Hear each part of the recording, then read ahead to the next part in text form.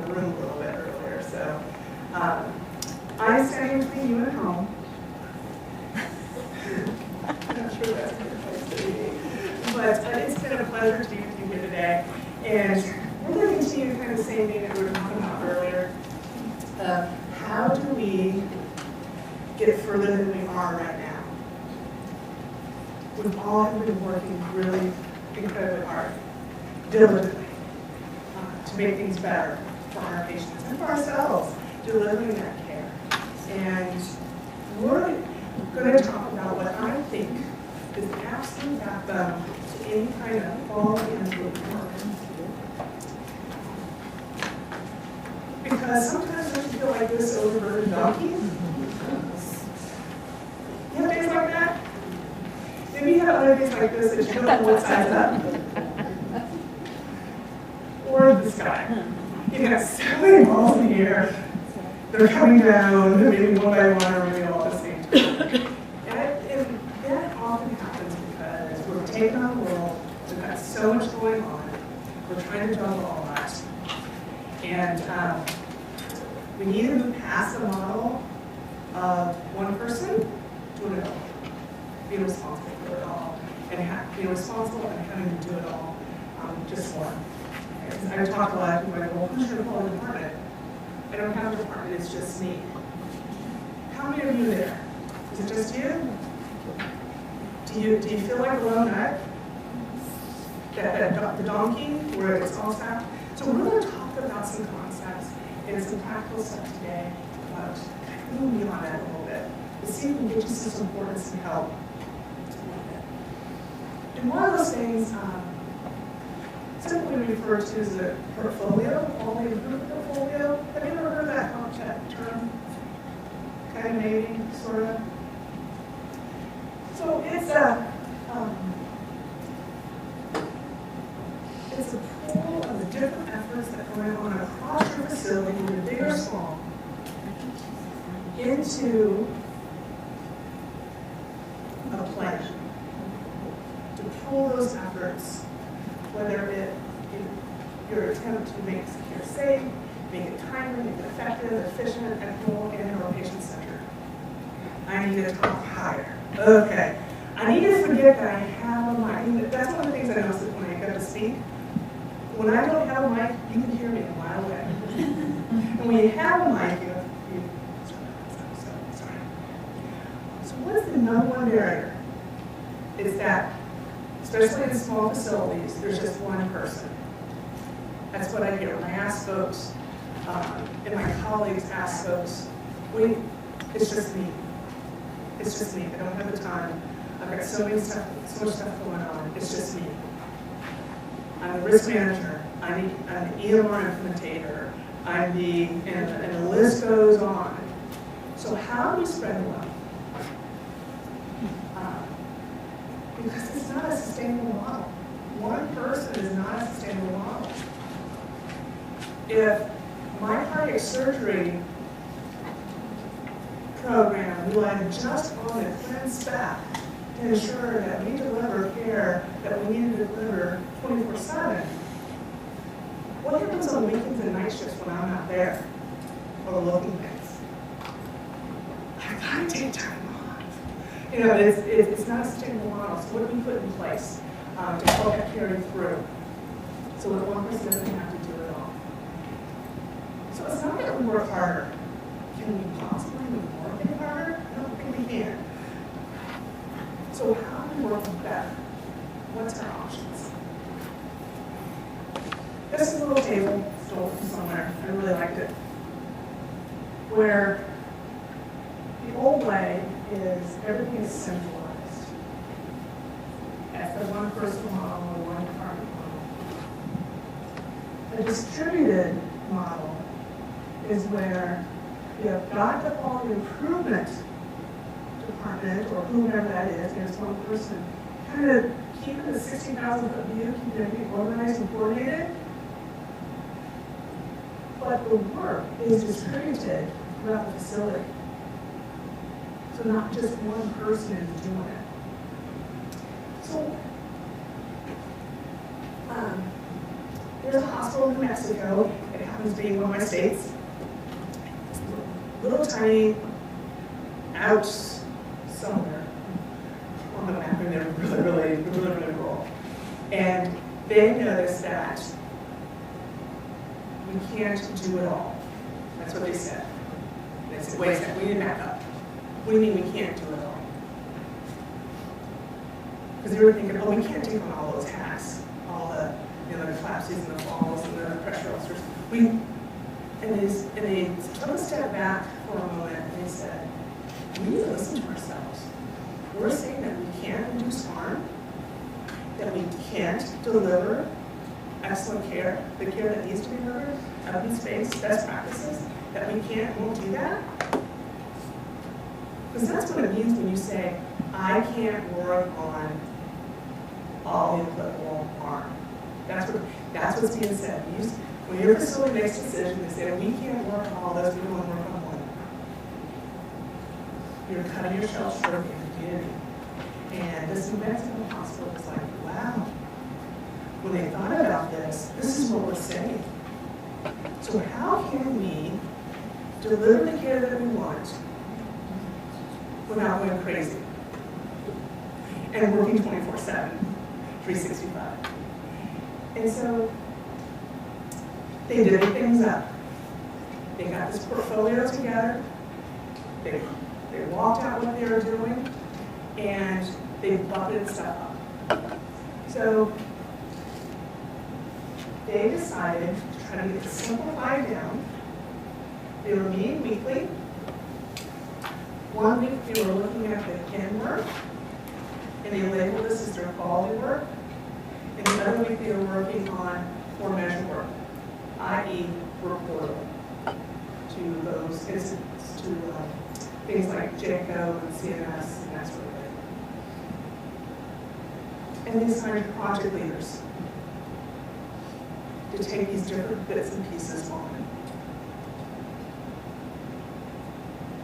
And then they went out and they engaged their bedside staff to also help them with this work. They are a small critical access hospital, less than 25 beds. They are tackling all 6 of the acts. They don't deliver and do very few surgeries. They don't have meds, but they are working on everything, including patient-family engagement, weeding patient-family engagement throughout. If you remember I said earlier, it's not another initiative, patient-family engagement. Oh, now we're working on patient-family engagement. It is something that needs to be woven throughout as a tool to get you where you need to go. So they worked on their different priorities, divvied it up. 1 week focused on one, another week focused on another. Kind of makes some sense to go kind of back and forth, simplify it down, figure out what they needed to work on, what they didn't need to work on. And we'll dive into this a little bit more. So how do you determine your priorities? What bubbles to the top and what gets left behind? Sometimes what bubbles to the top is when the CEO or the CNO picks up the phone with the emergency of the day. That kind of bubbles to the top of it. Does that happen putting out fires? And then the other stuff feels like it gets, put down.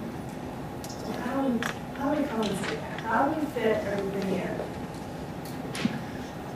One of the first things I always coach folks to do, because I found it not only worth my own quality improved work, but I've seen others do it this way, and it's helped them tremendously, is that they will sit down and take an inventory of all the data that's being gathered, all the different little projects that are being worked on, who's doing what, where is it sitting, where does it go, what are we doing with it? And then they link it, they prioritize it. And this is I got this off the AgeRank website, and down at the bottom is the resource for it. It's a whole tool which you can go in and download and use if you like to do it via a matrix. One of the things that I like to start with, because that whole matrix thing is kind of intimidating to me, I like to do it more simple. When I do that, what we're doing, I look at it through the size of my data. I don't know about you, but my experience has been that once we start measuring something, we never stop. It might be something that we've been measuring for 20 years, and we keep reporting it, and it keeps showing up on the dashboard, and it goes up and down, but we're measuring it.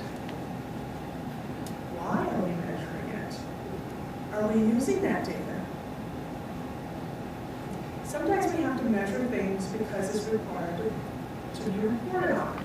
If you're a JCO accredited institution, there are absolutely things that you have to measure and report on for your JCO's report card, or for CMS, or for whatever or governing body that you have to look to.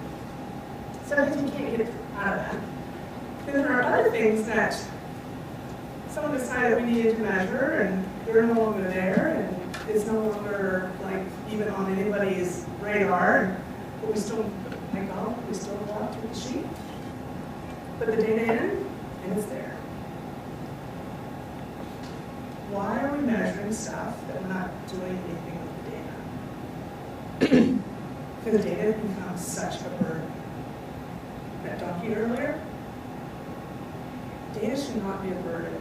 It should be a tool in our tool belt, a tool in our toolbox that we're using to help us do our work. So I think about this when I remember watching my grandma cook. Oh, she would cook. Just amazing things. Everyone wanted to come down to Pearl's house and eat. And something I was thinking about this, and thinking, oh, it's not grandma's cooking. If she's not working on a particular project, she puts it away and doesn't look at it.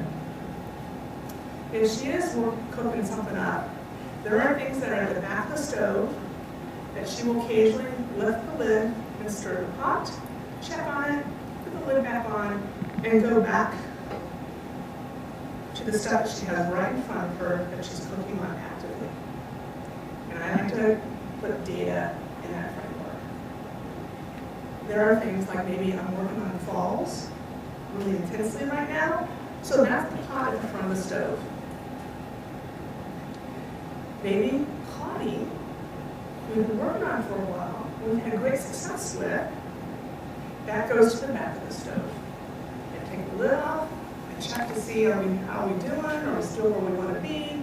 Awesome, great, best stew ever. Put the lid back on and let it sit.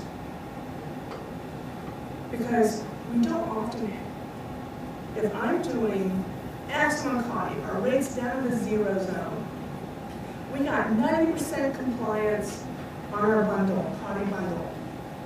Do I need to measure that weekly? Probably not. Do I need to measure that monthly? Probably not. Could it go quarterly? Can we do quarter spot checks? Probably could. Just to make sure we're at where we want to be. And if we start to see the data start going in the direction we don't want it to go, then maybe we need to sample a little bit more frequently to figure out what's going on. So think about what you're doing with your data to help relieve the burden a little bit. Is it something that you have to look at all the time, frequently? Or is it something that can be moved to the back of the stove and spot checked? Or is it something that can be totally put away in the cabinet? So think about how you can do that. So here's the buckets. We got a bucket for reporting. We got a bucket for quality, the active stuff. And we got a bucket for monitoring. So which bucket or which part of the stove does your different quality improvement work fall into?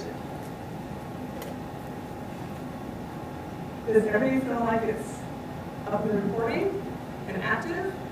Or can you move things over into the monitoring stage? The next step is to divide and conquer. Any baseball fans? Yes. So, do we have one team member playing all the different positions? That would be kind of funny, right? But we have a team member in each area who knows their role and what they're supposed to be doing during the game, right? So apply that to your quality improvement work. And we have a coach, the guy in the box. with a game plan, giving pointers on what to do, but the team members go out and do the game. The coach isn't the one batting the ball and catching the ball on a running basis. So the quality improvement leader is the coach. And then you have the team members helping you play that ball. So divide hunger. Maximize your measures, use your inventory limits, your bench talent. Find out who's really good at what and what they're interested in. Whether it's somebody with an official title, or it's an bedside nurse, bedside residential therapist, pharmacist, find who's out there and tap into them. Best place to go to help relieve the burden is to share the wealth with your colleagues. Find out who's interested in what. We got, with my team, once we got started with our different initiatives, the staff took over 90% of the data collection. We came together as a group to analyze it, to figure out our next PSA. Staff were doing it because they saw the value in it, and because they knew that they were collecting data not just to collect numbers, but that they were collecting these numbers to drive the next improvement work. And they found value in it, and they were so happy to do it, and they incorporated it into their day-to-day work. Think about data sampling, the stuff that's monitoring. Maybe January is Happy Month. Maybe February is Sage F Month. Maybe March is Foley Month. Think about it. Dividing it out that way. A lot of folks have had great success putting things on a rotating calendar, so they don't feel like they're measuring 10 things every single month, but they divide it out. And that's been helpful for a lot of people. Assigning ownership. I don't know if you all have had a chance to meet Kim, one of the other improvement advisors. That's her son. I shot it. I'm like, Kim, how'd you get that picture? But we were kind of weird. She sits at her son's game, she takes this picture, she goes, oh, yes, this is what we have to do. We have to say, I got it. So you don't have three people running after the ball and running into each other. That's what happens when we work in silos. I was with a hospital in Wyoming. She goes, I didn't know, I was talking to CNL. She goes, I didn't know how much we're collecting. What we're collecting on. And who's collecting it. That's one of the first things I'm going to do. My PDSA, what I need to get done by next Tuesday, it's a little mantra, what can I do by next Tuesday? Actually, I'm going to go to all the reports and say, what are you collecting and how often are you collecting it? Because she said, I know we're going to probably overrun with busy work, and if we don't need to collect it, that frees us up to really tackle things that we need to tackle. And then find out who's got it and what they're going to do with it. So the collecting Ventilator Association PAE measures, who's doing it, where does the data go? That can come back to the QI department so it can be distributed out. So coordinate your efforts. If ICU is working on central line and the emergency department is also working on central line, should they be talking? Often they don't. And these little silo things going on. If ICU is working on falls and med-surg is working on falls, you would hope that they would talk to share and help each other carry the load, learn from each other. What's working in ICU may work on med-surg, what's working in med-surg may work in ICU. It might just need to be tweaked a little. So think about how you can align the different units. I worked at a fairly large facility.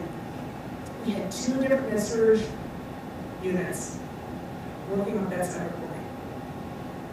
Because that was a new thing that we were for as part of our patient-family engagement. They weren't talking to each other. They found about 3 months in and they were both working on it. That's great. That's great.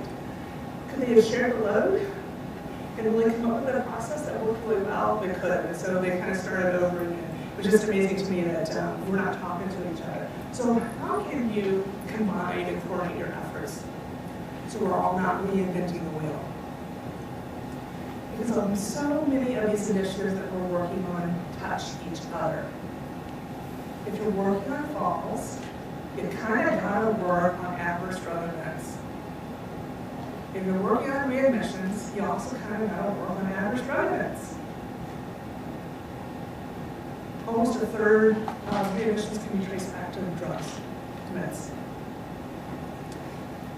Depending on what hospital you go to and what literature you read, 10 to 25% of falls and falls with injury can be attributed to meds. So think about how you can kill two birds with one stone. You know, people say, oh, we're working on falls, there's no way we can work on ADE. Like, how do we do it? How can you pull it together so it doesn't feel like you're working on two different projects? You're really working on one together. How do they overlap? If you're working on clotting, you gotta look at falls, you gotta look at pressure ulcers. Because if you take that catheter out, you don't want that patient falling or developing skin breakdown. So think about how you can cross all those. And align your strategies. Can you lump some of these together? One of the staff nurses that I work with came up with this idea. She shared it with her colleagues, and I thought it was the best thing. They put together they ended up calling it a passport to discharge. They're like, as nurses, we're with our patients 24/7.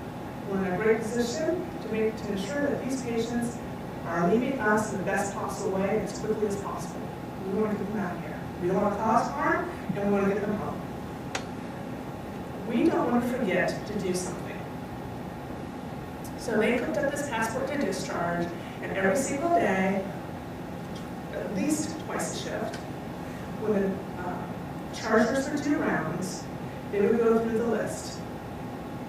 And on that list was their sepsis screen, falls assessment, do they have a central line, does it need to come out, and if it needs to stay in, have we done appropriate care? If the patient has a Foley, can it come out? And we use criteria for that. If it needs to stay in, have we taken appropriate care? And this was a living, working document that they would change and flex as they needed to. And ended up spread throughout the house. They shared it, the chargers just got together more time, and they shared it among themselves. And what it did is it became a living, breathing document that they used to help coordinate the care so that we didn't forget something that we needed to do. Because we have a lot of things that we have to keep track of. And as I said, they worked on it, they added some things, like, what's happening with our VTE rate, Cheryl? We need to do something about this. Well, the data is telling us that we're forgetting to, A, put the leg squeezers on, B, when they are on, we don't have the right spot, or they're not appropriate chemoprophylaxis. Okay, we're going to take care of that. They added it to the list.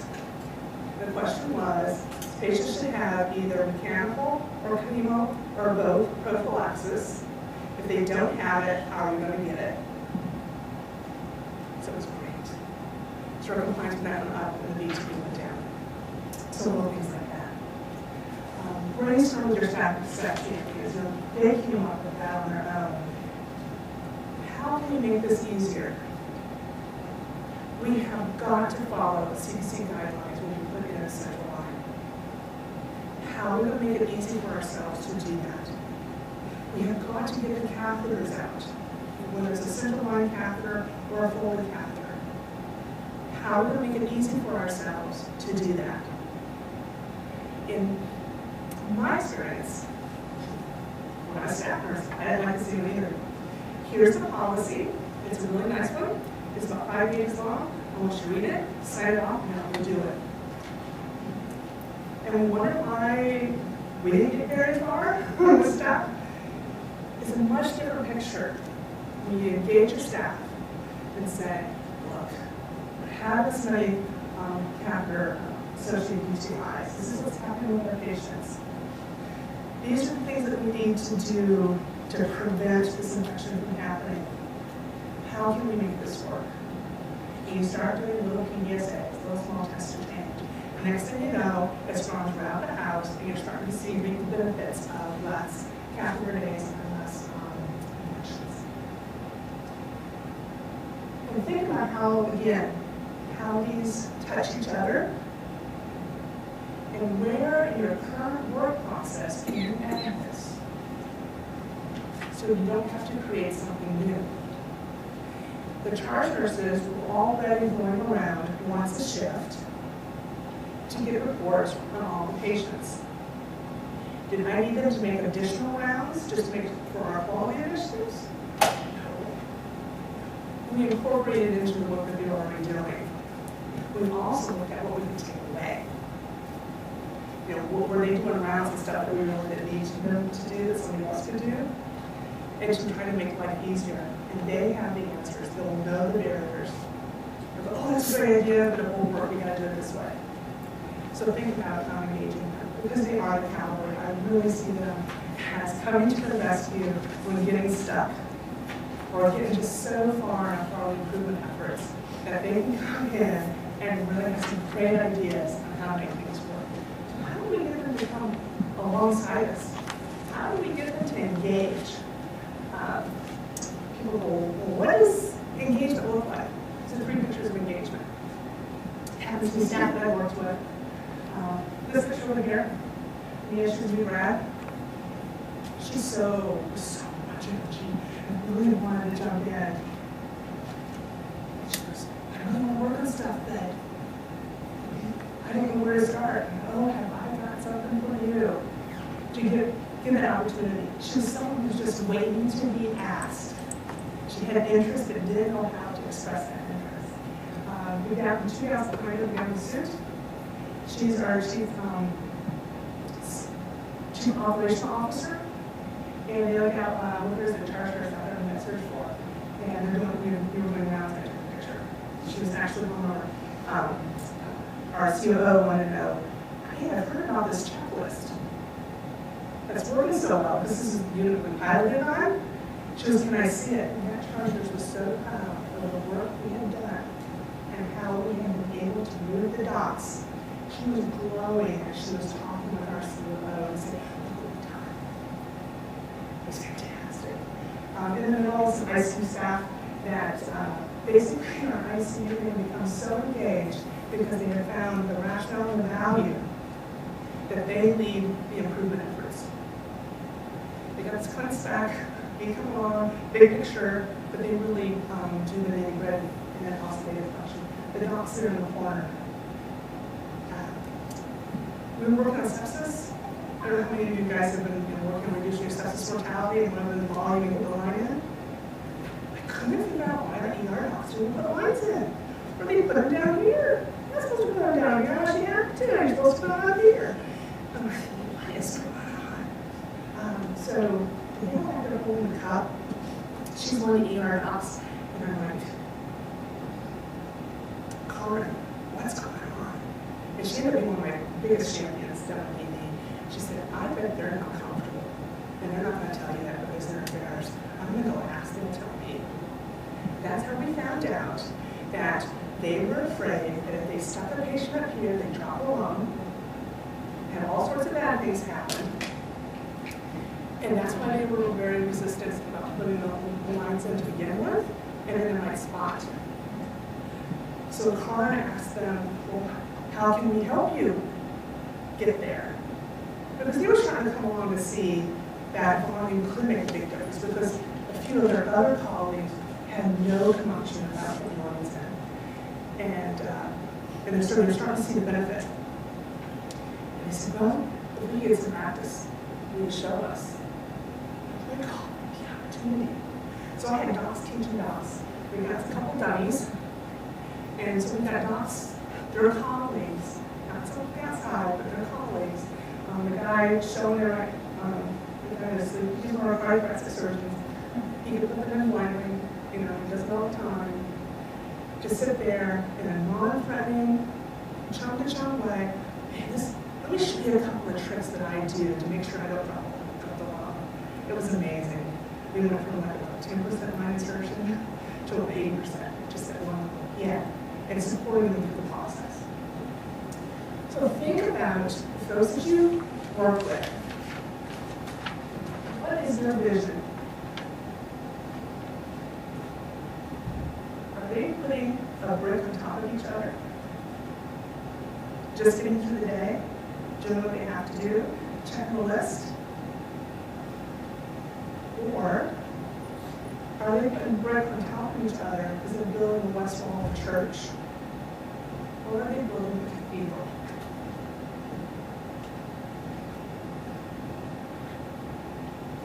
What do you think most folks are?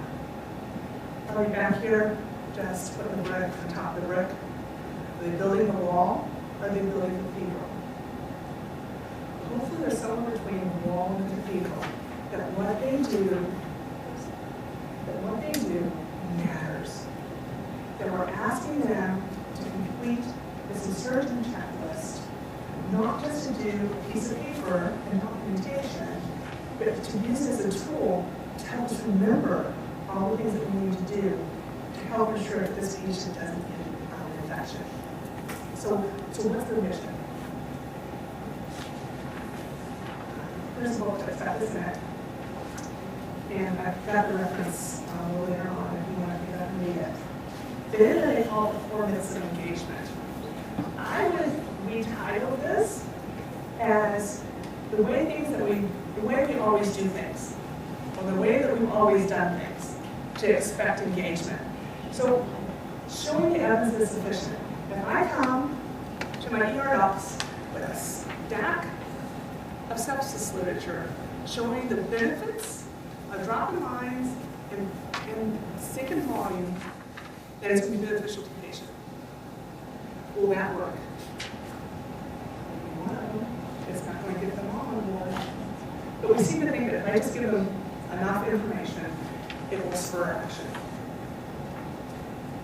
We think that everyone's going to engage at the same time. That if I go to the ED meeting of all the docs and say, hey, this is what we're going to do for sepsis, that they're all going to jump on board. It's a myth that the same message works for everybody. Like I put it in the newsletter. I sent an email. I went and, talked to everybody. And we think that's going to get everybody on board. The other way that we tend to do things, and really is a myth of engagement, is that every intervention is just as hard and or as easy as the next. And we know that's not true. There's varying degrees. When we look at the central line bundle compared to readmissions, it has to be different. That's good. So how can we get folks to come alongside and engage? The way that we should be doing it is connect to the core, engage those that are engaged, customize your communication, and align the segment. And you might talk to them about aligning the segment. So connecting to the core. I'm not talking about a core. I'm talking about this core. The video I showed you earlier of the patients and the family and the staff, that was the technique to connect to the core. Did it reach you? Did it give you an idea to get outside our own heads and try to see others' perspective? So how can we connect to the core? Well, staff, different studies have been done with this, where staff have been interviewed, and there are things that keep bubbling up, is that they want to be part of something big. They want it to be meaningful. They want to have a sense of belonging. Those ICU nurses I showed you, they had a great sense of belonging to their unit and what they could do to drive change there. Because they want to feel like they're making a difference. About this time 2 years ago, Bruce Spurlock, our physician leader at Cynosure, picked up the phone and called me. And he said, Cheryl, I've got an opportunity for you. I go, well, hi, Bruce. What is that? and he started telling me about the N-word. It was something big. It's very meaningful. There's a sense of belonging, and there's definitely a sense that I'm making a difference, whether it's small or big. And boy, I stayed engaged and so engaged. I traveled to Kansas in the middle of winter. But it's, it's making a difference. And there's that's the book I'm referring to, The Art of Engagement by Cheryl Ruble. It's a great book to talk about engagement. Because sometimes there are some people who just need a little nudge. And this is another way to get people to engage, just push them into the deep end. This is the story about Jen here.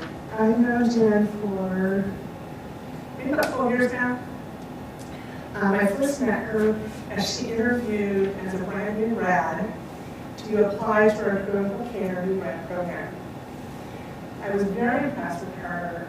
She had common sense, she could think things through. She was that little go-getter, at the same time very humble. I'm here to learn, teach me.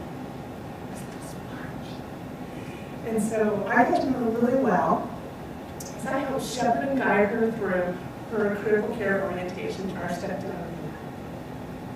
unit. And I was very privileged to watch her blossom into this lovely, efficient nurse. And really, to that expert, and saw how she cared for her patients, how she really did engage them.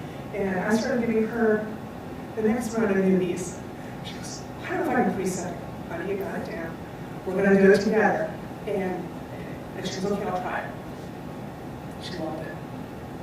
So when this opportunity came up to work on harm across the board, basically, we didn't call it that then, that's the new nomenclature. I said, Jen, got an opportunity for you. And she looked at me and she goes, what? So we've done this before. And I said, yeah, I've got an opportunity for you. And I started outlining it. She's like, What, Cheryl? I really like your idea. Yeah, we do need to make change. We need to take care of our patients better. But our culture here so far is we have these little projects, these little flavors of the month, and the next month is something different. How do I know that the work I spend on this is actually going to be able to follow through and make a difference? And I said, that's something we're going to work on. And part of this whole thing is to change our culture from that. From flavor of the month to, if I just ignore it, it's going to go away. So this is how we do things here. And she's like, okay, you have to prove it to me, but I'll start conditionally. And she's now working on her bachelor's completion, so she will for her master's, because she wants to continue to be a change agent. Now this happened over a few years. She ended up being one of my leaders. She ended up being one of the gals who got out and helped do small tests of change and gather the data, bring it back and go, look! And she's just so much excited. She's like, this is working, or no, this isn't working too well, we gotta change this. And just coming with ideas and really becoming a leader, just when someone tapped her on the shoulder and said, you've got talent, you've got potential, I think you can do it. And given the support tools, we taught them PDSA, we taught them how to have a meeting, and to go out, and they ended up, and these are the people I refer to, they started collecting the data. They went out and talked to their colleagues. They ran a small test of change at the unit level, and I was there to support and move the barriers. So engage the engage. I knew Jen was already engaged in other things, and she needed an outlet for something new and productive. So find out who's got burning interest. The doctor with the cup, from the conversations I was having with her, she had a huge interest in sepsis and how we just stunk at the care. And I'm like, Karen, you want to help me with this? And she's like, yeah. So go out and find who's being engaged, find that friend, find your champions. We had some staff members that they recruit each other. They ended up doing some other recruitment because like kind of attracts like. Down in the corner is another, our sepsis training. The guy with the beard is another my ED physician champion. The guy in the white lab coat was someone who I thought was going to jump on the sepsis bandwagon, no problem. He he is, happens to be my own personal physician. Don Haddo, great intensivist, very excellent physician. He's our ICU medical director. You know, he was one of the curmudgeons at first with a sepsis. I'm like, Don, what's going on? There was some uncomfortableness in knowledge level and skill level. When I paired him up with the young guy, one of them, when he showed up, but they're there talking, and I'm just standing there going, don't forget the voluntary precautions. Right, you know, making sure that we're following the central line stuff in, and Don changed. And then the rest of his partners changed with him. So it's amazing how you can get folks to go just by reaching where they're at and engaging and listening to them and see what they need. So we started small. None of us started big. We started one by one by one and walking on. What I like so much about the PDSA route cycle improvement is we start small and we light all the bugs to show that it works. And this is where staff really get it. They're incredibly frustrated with the fact that we come out here, do it this way. They're like, this isn't going to work, but we'll try. It doesn't work, and then figure out a walk around. And it goes to the side, and they get really frustrated because their work is harder, not easier. And they get really turned off when you come to say, oh, we want to work on Claudia. They're like, oh, right, here we go again. Whereas if you come with them at the get-go and say, we've got this issue, look, we've got people getting infected, what are we not doing right, what can you help with? Will you join with us to figure this out? And it just spread. Just like I talked about that, little checklist, you want to make sure they're doing the right thing. It was like 2 or 3 charge nurses working out amongst themselves, and ended up spreading. So they did these little small tests to change. The oncoming charger said, hey Jen, what you got there? Oh, let me show you. We'll try it tonight, let me know tomorrow how this worked for you. And so they didn't know that they were overlooking anything, but they were contributing. And they found that when they were contributed, they were listened to, and their thoughts and ideas were incorporated. So that just kept beginning engagement. Because at first when we started some of our work, people were like, oh, here it is, the flavor of the month. In 6 months, we showed them the fact that we were doing these little small tests of change, and that we were listening to them and incorporating them. We got a lot less barrier of people going, well, that's not going to work. I don't want to be part of it. And so it was amazing to see the spread. So we were customizing our communication. We were living in a world of email. We send out an email where we produce a beautiful flyer, we post it up in the bathroom, and we expect the world to change. Sometimes it works and sometimes it doesn't. So think about what it is you're trying to communicate and what's the best mode of communication. Here's a schematic for you of different types of communications and what they can do for you. So the general stuff is over here on your left. That's the shared information. If you really want to shape behavior, you want to head over to the right. We found this to be incredibly valuable that when we had staff do the roadshows about why this is important, why we were doing it, and what we wanted to do about it. We're here to talk to you about it, not just to tell you, but also to get your ideas on how to make this work. It was phenomenal, the response we got. Just phenomenal. We're like, I have a voice. When they have a voice, they feel empowered. When they feel empowered, they will engage. How can you customize your communication? You have a curmudgeon physician. You should go talk to that curmudgeon physician. You should go talk to them. Your staff nurse, nurse manager, the CNO, or another respected physician who really gets it and can champion the cause for you and speak the same language. Who's best to go talk to another nurse? Another nurse that they respect who speaks the same language. So think about who you're communicating to and who can be that vehicle of communication. We talked earlier about data display. I think Jessica mentioned it.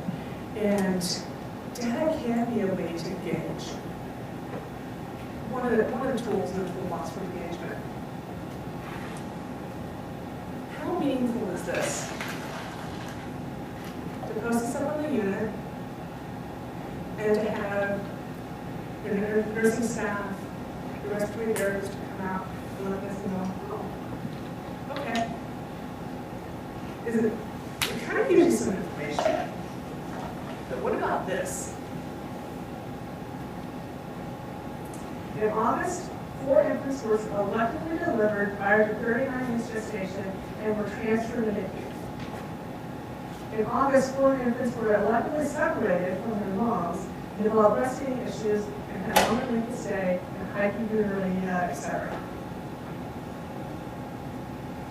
That or this? What's more meaningful? A or B?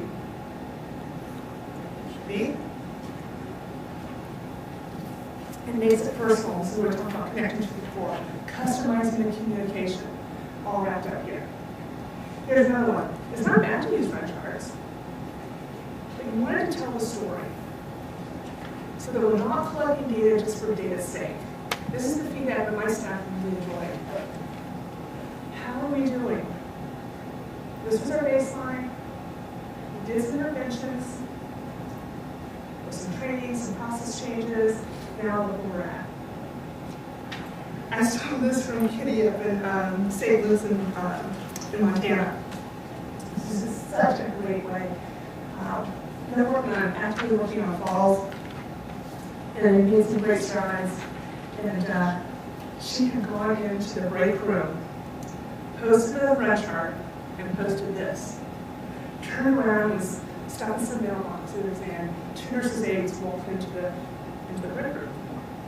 And we're like, oh, look at this. They looked at the red chart. They went next to, this was just about 6 inches away from them. Oh, it's a squash. Look, he broke his foot. And then they started looking at 2010, 2043, 2011, 2012. It just helped engage them to see visual representation between a number, a rate, and actual people who fell. Each one of those Bigfoot's guys up there represents a patient. It was kind of cool. So she turned around, she goes, hey, can I ask you a question? What do you like that? She goes, well, we kind of get the line chart that we don't know all these numbers read. We don't know the significance, because this point, yada, yada, yada. This, we see that we've had fewer patients each year, and what we're doing is working. I'm going to continue. Let me know what else we need to do. More information. So another customization is when we're talking to physicians, it might be a little bit different. Or what about the C-suite? The people with the chief in their name, in the title. How do we talk to them? Are we going to go up and talk to them bubbly whoop? Or are we going to try to talk their language? What language do they use? Well, they're human beings, believe it or not, even the CFO, connect to the core. Find the stories, because it makes it real for them. That's tangible. Personalize the data. Use some names of patients, and I got an example in a second. They want to know return on investment. What's it going to cost us? How much money are we going to save? Is it cost neutral? What's the benefit to our organization? How does it align with the organizational goals? How will it get us our patient satisfaction score of X? It was a big one last year. Patient satisfaction score. We all live and die by it. Everyone. living guideline. So how help them connect those dots to it for them. So, one of the hospitals in the Bay Area we're at, I know you guys have heard of Kaiser Permanente. They're really quite large. And they've done some humongous excellent work with sepsis mortality reduction. And they were reporting back to the board, and like, how can we, because we're so big, we got all these numbers, millions and thousands, right? We go thousands and thousands of patients. How can we bridge this gap from cold, hard numbers to really making a difference in their patients and their members' lives? So they started doing this. They would read every single patient who had died in the last month of sepsis in their facilities. So it was something like this: Mary B, 46 years old, San Francisco. John J, 57, South San Francisco. Frank K, 89, Vallejo. George R, 90, Sacramento. Sue T, 38, Santa Rosa. We took a rate and turned it into a person.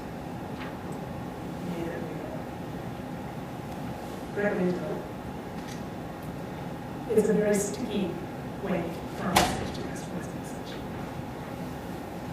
It's easy to kind of ignore a number.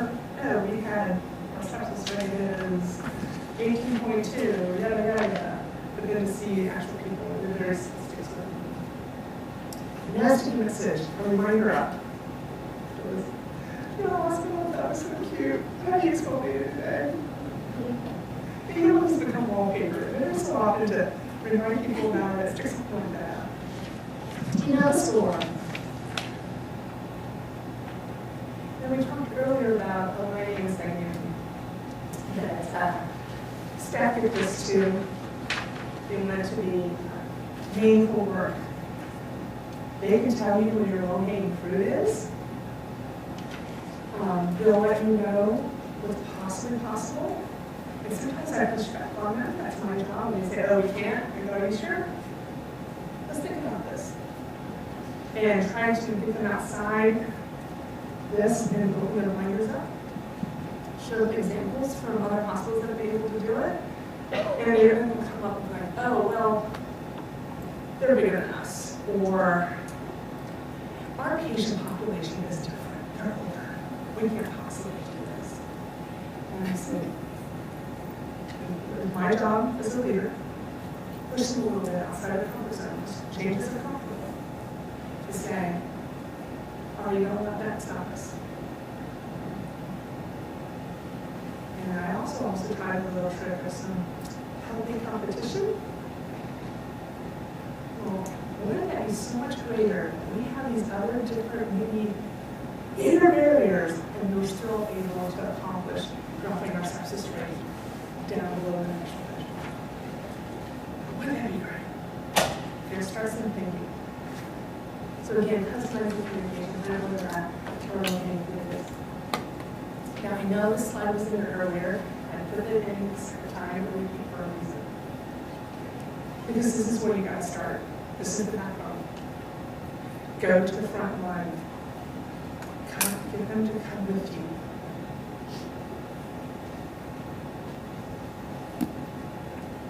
Find out what the living is. What's in it for me? Just like you, we are working incredibly hard and very stressed.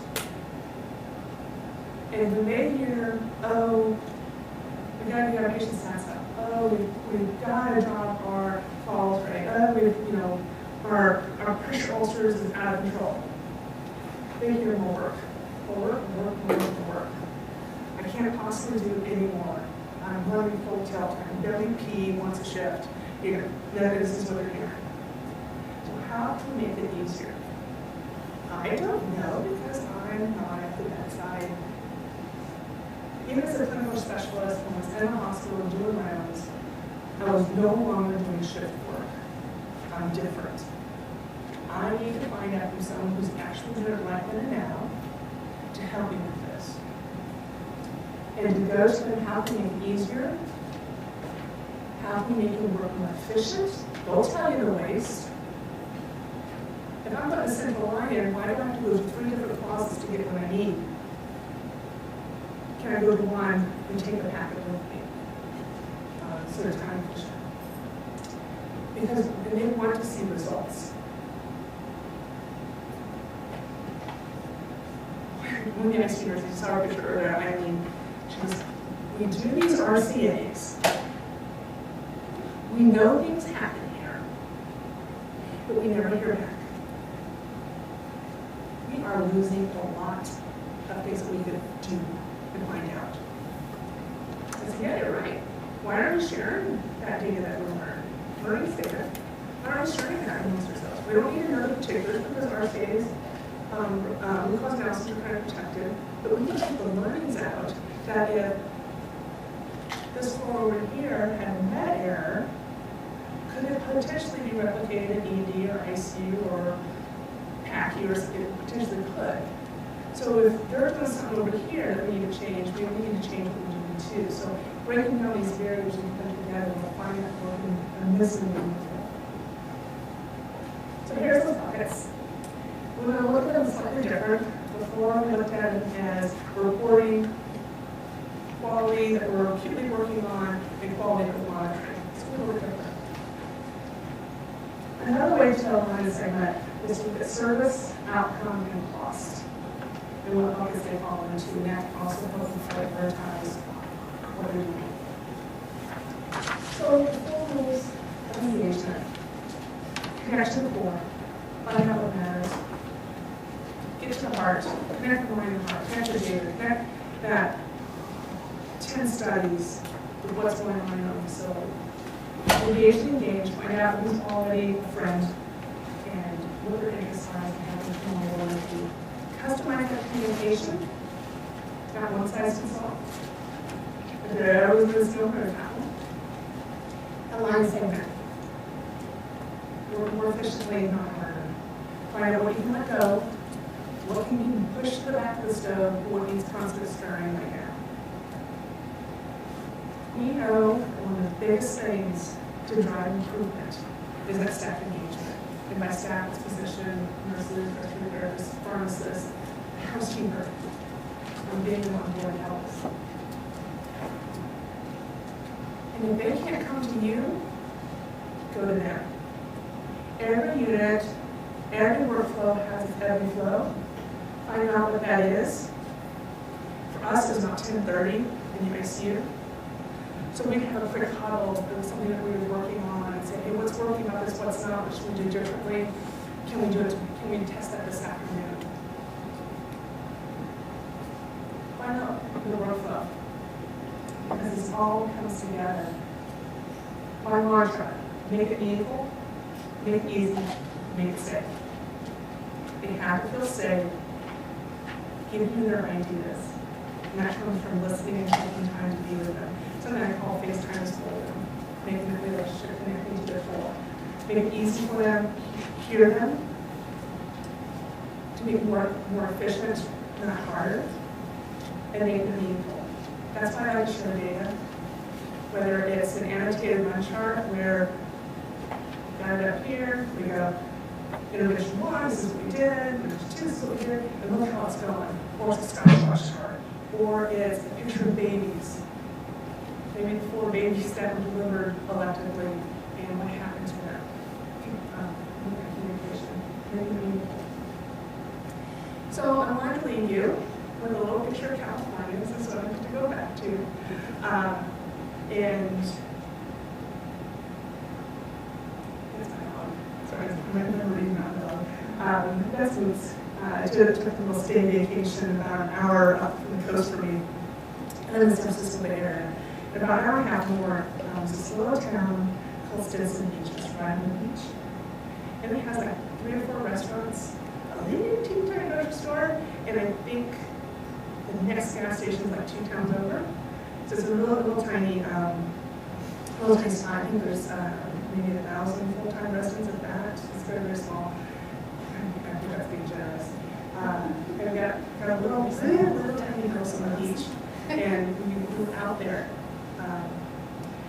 And I learned a lot from her, whether it's how to engage. And so she taught me, again, this is our first evening out. And it's starting to get kind of chilly. We kind of looked up about this time of the evening. It's going off the ocean. I don't know about how, especially in Northern California waters, the water's cold. It was coming out in his shorts, barefoot, sands are cold. I can't feel my toes. Let's come on. We gotta go back. We gotta go back. She's staring off in the sunset. The wind's hitting her. I'm sure she smells something good. But I want to come on. She kind of looks back at me and went, and turns back around.